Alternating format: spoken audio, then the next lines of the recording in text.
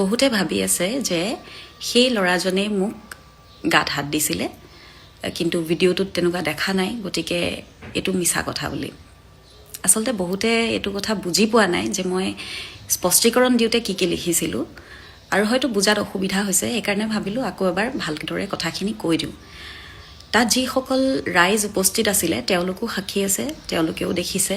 কমিটিৰ মানুহে অনুষ্ঠানৰ শেষত তেওঁলোকে খুব দুখ প্ৰকাশ কৰিছে গোটেই কথাখিনিৰ কাৰণে। যিখিনি য়াং ল'ৰা ছোৱালী আছিলে তাত কমিটিত আছিলে, তেওঁলোকে খুবেই দুখ কৰিছে, মোক মেছেজো পঠিয়াইছে বহুতে।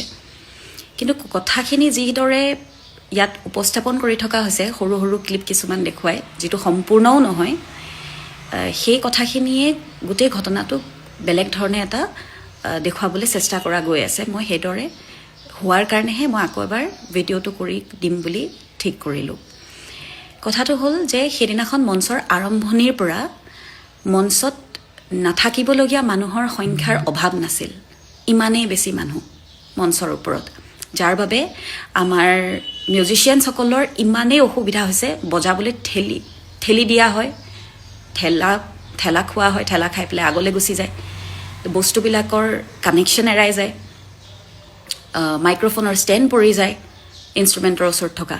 তো এনেকুৱা ধৰণৰ বহুত বাৰ হোৱাৰ পিছত আমাৰ মেনেজমেণ্টৰ কৈলাশ দাই বহুতবাৰ ৰিকুৱেষ্ট কৰাৰ পিছতো তেখেতসকলক আঁতৰাবলৈ সক্ষম হোৱা নাছিল কমিটিৰ যিখিনি মানুহ আছিলে মঞ্চত। তাৰ পিছতে তেওঁলোকে কথা নুশুনা দেখি দুই এবাৰমান মই বহুতবাৰ তেখেতসকলক অনুৰোধ কৰাৰ পিছতো নমনাৰ কাৰণে দুই এবাৰ মই মাইক্ৰফোনতো ক'লোঁ, আৰু তাৰ ক্লিপ মই লাগিলে দৰকাৰ হ'লে মই দিব পাৰিম, মোৰ ওচৰত আছে।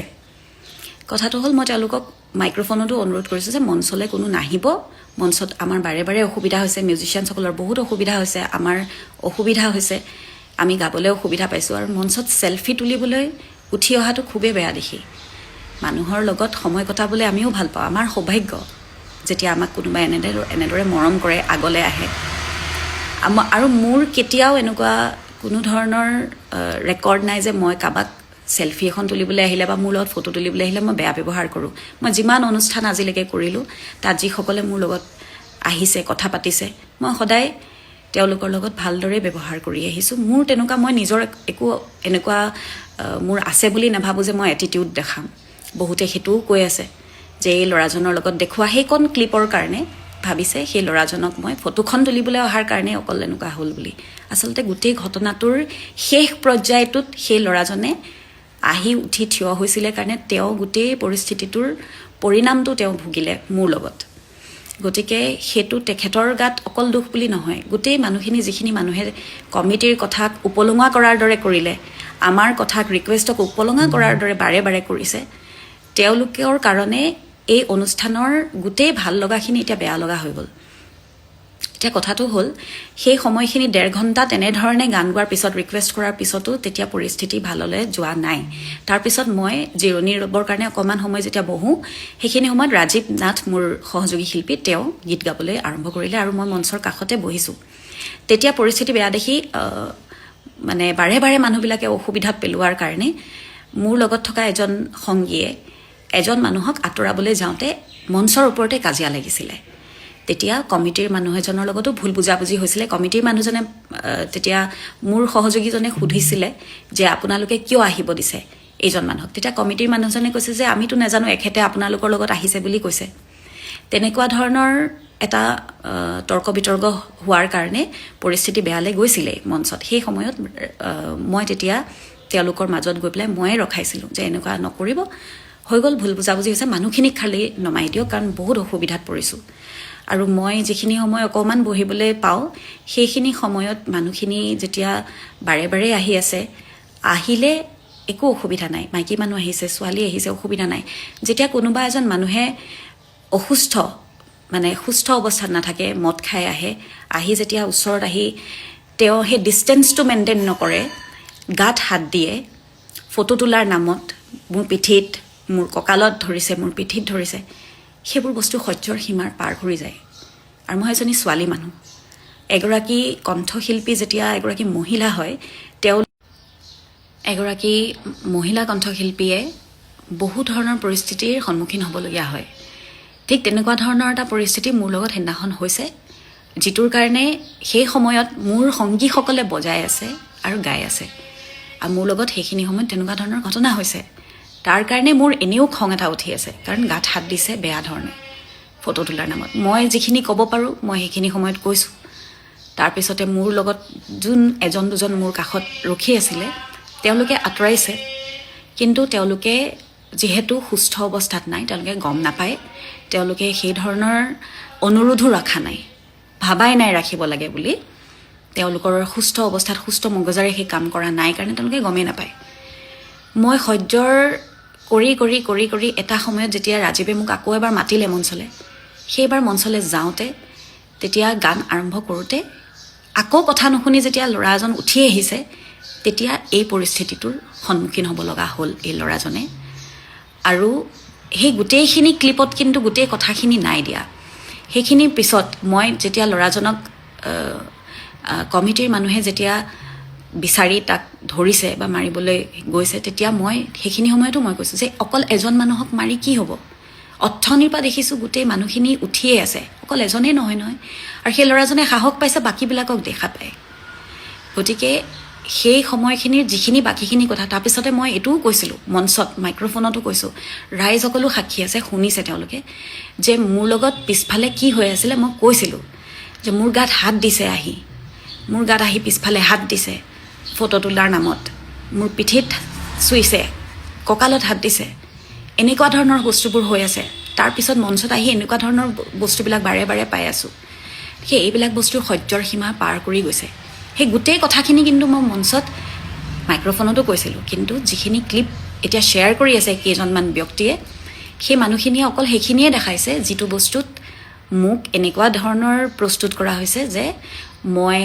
সাংঘাতিক এগৰাকী গৰ্ব থকা মহিলা যাৰ মানে ফটো এখন তুলিবলৈ অহাৰ কাৰণে মই মানে অসভ্যালি কৰিছোঁ তেখেতৰ লগত আচলতে সেই সীমাটো চেৰাই গৈছে কি কাৰণে সেই গোটেই কথাখিনি এইখিনি আছিলে আৰু এতিয়া কথাটো হ'ল আপোনাৰ দৰে মই নহ'বও পাৰোঁ মোৰ দৰে আপুনি নহ'ব পাৰে মই সহ্য যিখিনিলৈকে কৰিব কৰিলোঁ তাৰপিছতে মোৰ সহ্যৰ সীমা চেৰাই যাওঁতে এইখিনি হ'ল যিখিনি অতি দুখজনক হ'ব নালাগিছিল তাৰ কাৰণে ময়ো দুখিত আৰু সেই গোটেই কমিটিখনে দুখ পাইছে তেওঁলোকে আমাক শেষত ক্ষমাও খুজিছে তেওঁলোকক আমি খালি এটাই কৈ থৈ আহিছোঁ যে মই আজি মই নিজৰ কাৰণে মাত দিছোঁ কাইলৈ মোৰ জেগাত যদি বেলেগ এগৰাকী কণ্ঠশিল্পী থাকে মহিলা কণ্ঠশিল্পী তেওঁ হয়তো মাত দিব নোৱাৰিবও পাৰে তেওঁ কান্দিব হয়তো নিজৰ মানুহক ক'ব কিন্তু সহায় কৰিবলৈ সেইখিনি সময়ত আপোনালোকৰ বাহিৰে কোনো নাথাকে গতিকে এখন মঞ্চত এগৰাকী মহিলা কণ্ঠশিল্পীক নিৰাপত্তা দিয়াটো আৰু ডাঙৰ কথা সেইটো এটা ডাঙৰ দায়িত্ব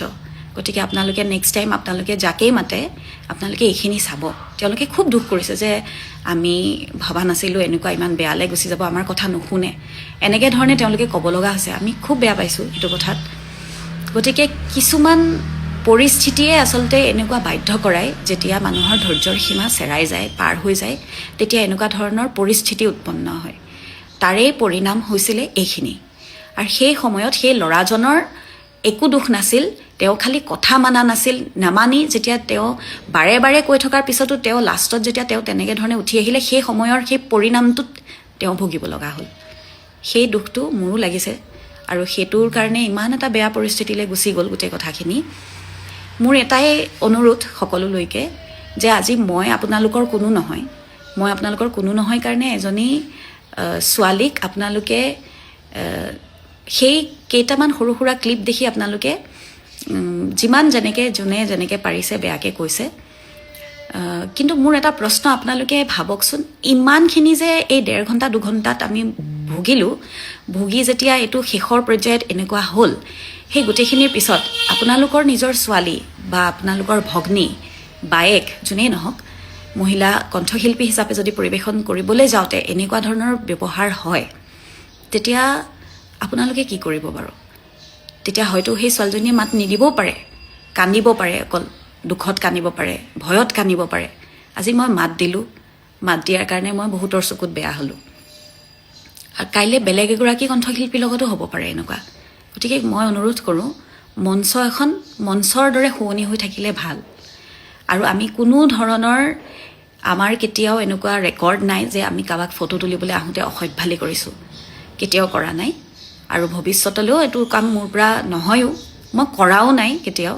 যিসকলে মোক ওচৰৰ পৰা পাইছে, মোৰ লগত কথা পাতিছে, মঞ্চৰ অনুষ্ঠানত লগ পাইছে, তেওঁলোকে এইটো ভালদৰে গম পায় মই কেতিয়াও এনেকুৱা ধৰণৰ কাম কৰা নাই। গতিকে এনেকুৱা ধৰণৰ প্ৰমাণ কৰিবলৈ গৈ এই সৰু সুৰা কিছুমান ভিডিঅ' ক্লিপ আধা আধৰুৱা কথা দেখুৱাই বস্তুবিলাক যেতিয়া বেয়াকৈ প্ৰমাণ কৰিবলৈ চেষ্টা কৰি গৈ থাকে, তেতিয়া আৰু বেয়া লাগে।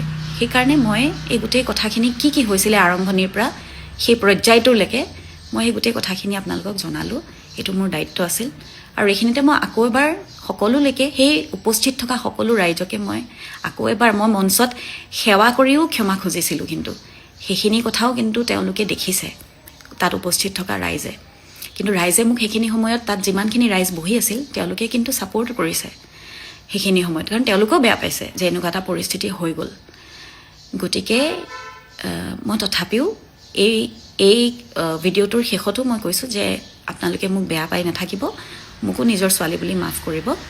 আৰু এনেকুৱা পৰিস্থিতি মোৰ লগত হ'ল, দ্বিতীয়বাৰ সেইখন মঞ্চত যাতে কাৰো লগত নহয়, আৰু কোনো মঞ্চতে অসমত যাতে কাৰো লগত নহয়। আৰু এজনী ছোৱালীৰ ওচৰলৈ যেতিয়া আপোনালোকে ফটো তুলিবলৈ আহে বা কথা পাতিবলৈ আহে, এটা ডিষ্টেঞ্চ মেইনটেইন কৰি চলিলে ভাল। কাৰণ আমিবিলাকে যেতিয়া এখন মঞ্চলৈ যাওঁ বা এনেকুৱা ধৰণৰ অনুষ্ঠানত যাওঁ, তেতিয়া আমাৰ কিন্তু ভৰসা আপোনালোকৰ ওপৰত থাকে। সেইকাৰণে সেইখিনি নিৰাপত্তা দিয়াটো আপোনালোকৰ দায়িত্ব। আৰু দ্বিতীয় কথা হ'ল, যিসকলে ওচৰলৈ আহে, বিশেষকৈ ছোৱালী মানুহৰ ওচৰত গৈ ফটো এখন তুলিবলৈ যেতিয়া যায়, সেই ডিষ্টেঞ্চটো মেইনটেইন কৰাটো খুবেই দৰকাৰ, সেইটো খুবেই প্ৰয়োজন। হাতখন নিদিয়াকৈওতো ফটো তুলিব পাৰি, পিঠিত হাতখন দিবলগীয়া কি কাৰণ আছে?